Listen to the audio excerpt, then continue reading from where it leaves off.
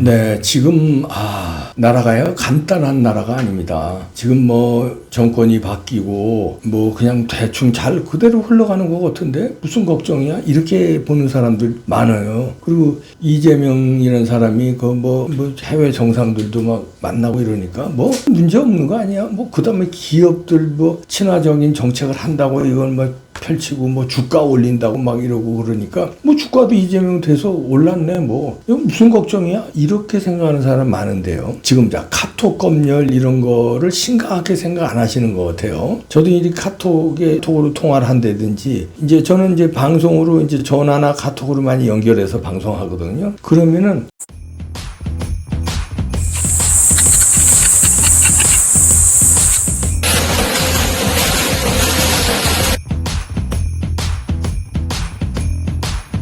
네, 더산삼 16주년 기념 대축제를 벌이는데요.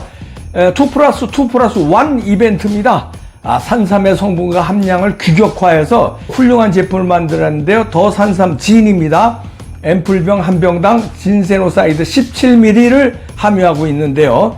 아래 전화로 문의하시거나 댓글창 상단에 고정되어 있는 더산삼 전용 링크에서 더산삼 진 2세트를 구매하시면 정품 2세트 무료로 제공하고요. 더산삼류 1세트까지 추가 제공하는 2+2+1입니다.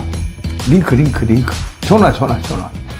어기면 도청이 들어와요. 도청이 들어올 때 딱 느낍니다. 왜냐면 살짝 음이 들어올 때 딱 이 접선되는 순간에 약간 있어요. 그런 게 들어오고 제가 그러고 경고를 합니다. 그 도청 들어온 거 이건 방송 중이니까 아서라 그러면은요 그 다음에 또 통해요. 또 안 들어와요. 또 나가요. 자 그런데 그건 이제 아무것도 아닌데 그걸 왜 그러겠습니까? 검열을 한다고 해서 사람들을 겁을 먹고 반체제 활동을 못하게 하는 거예요. 그러니까 반체제 집단 행동 어디 뭐 이재명 정부가 위험하니까 어디 모여서 둘러모읍자 뭐 하여튼 이런 걸 못하게 미리 이제 막는 건데 그러면서도요 어마어마한 사건이 발생합니다. 자 국대 떡볶이 김상현 대표가 이거를 올려준 건데요. 온누리교회 예배 중에 인공기 송출 사건이 발생했대요. 이 지금 우리나라가 간단한 나라가 아니라니까요. 예배 도중에 북한의 국가가 울려 퍼지고 인공기가 화면에 나오는 사건이 발생했는데 이게 실수일까요?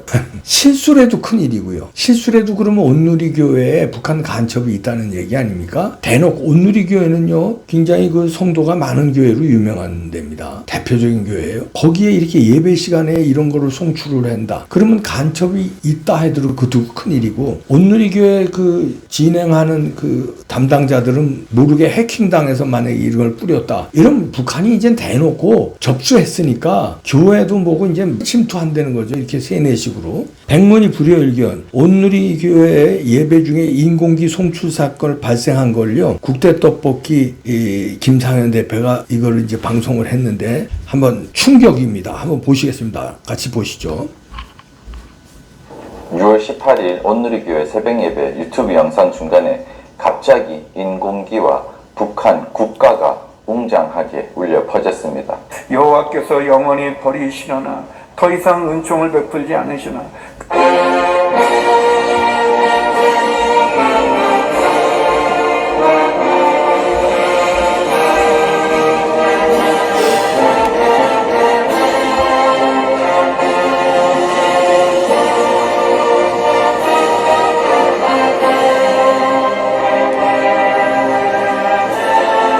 곰곰이 생각합니다.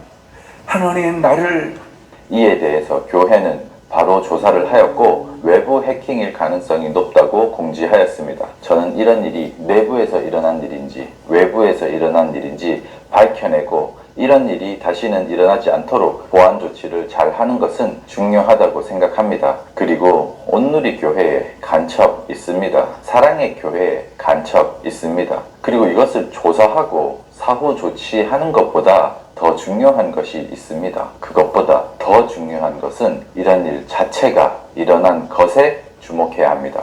공산주의자들이 교회를 상대로 이런 장난을 하는 것 자체가 너무나 심각한 상태라는 것입니다. 공산주의자들이 대한민국에서 활개치는 상황이라는 것을 반증합니다. 공산주의의 영이 우리나라를 덮고 있는데 온누리교회 목회자들이 공산주의는 우상숭배라는 것을 가르치지 않는다는 것이 큰 문제입니다. 이 문제를 빨리 덮고 가는 것이 중요한 것이 아니라 이런 문제를 더 알리고 우리나라 사회가 이렇게 위험하다는 것을 교회가 알려야 합니다. 이렇게 국대 떡볶이 김상현 대표가 방송을 했는데요. 이거 심각한 겁니다. 네, 충격적이에요. 각 교회마다 작은 교회도 요즘에는 예배를 유튜브 올려요. 그런데 이런 그 온누리 교회, 이런 큰 교회, 대형 교회를 이게 실수겠습니까? 교회 측에서는 뭐 외부 해킹 당한 것 같다 이렇게 나왔는데 그러면 어디서 해킹했는지 이 제대로 조사가 이루어져야 되잖아요. 엄청난 사건인데 온누리 교회 간첩이 있는지 이거 조사해야 됩니다.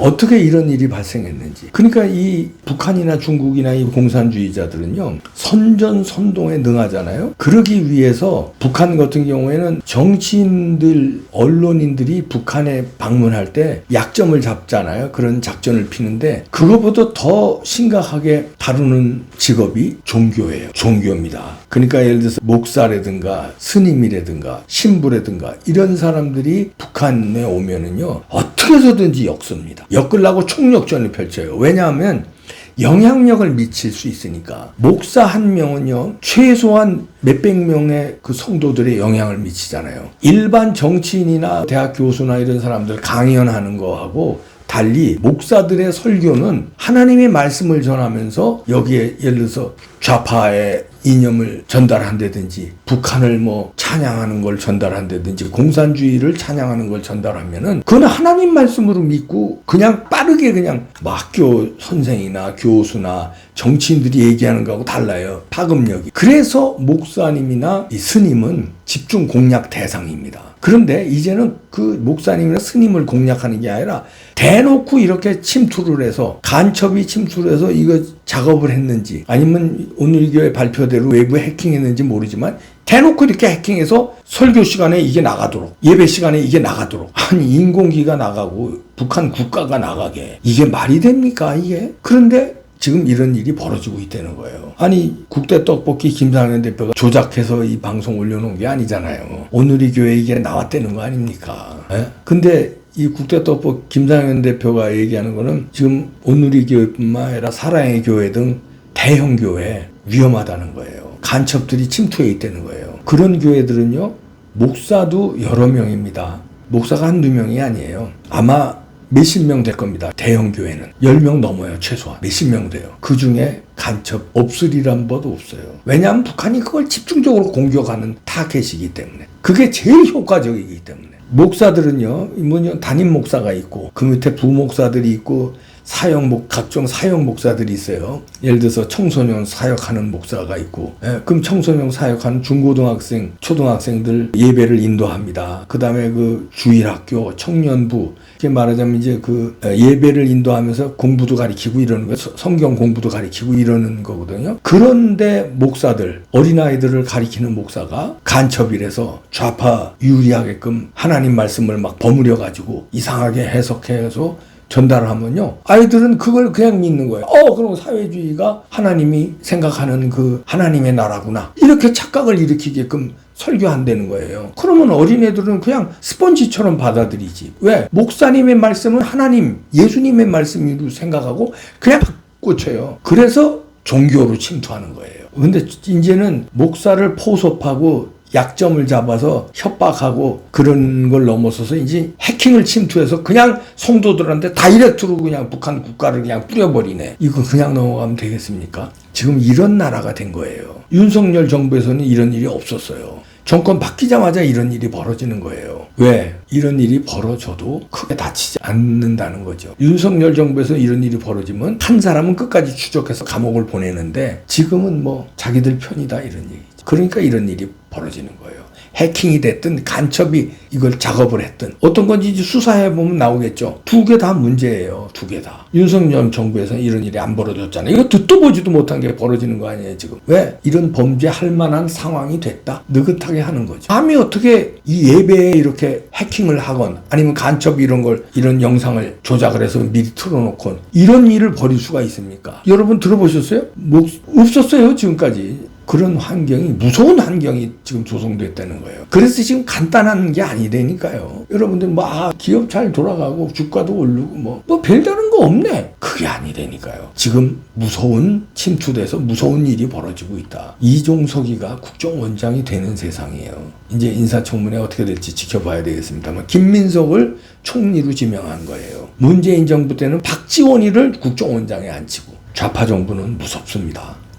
비판 아랑곳하지 않고 대놓고 자기네들의 혁명을 위해서 수행을 해요. 우파 정부는 그걸 하려다가 배신자들 때문에 결국 못했잖아요.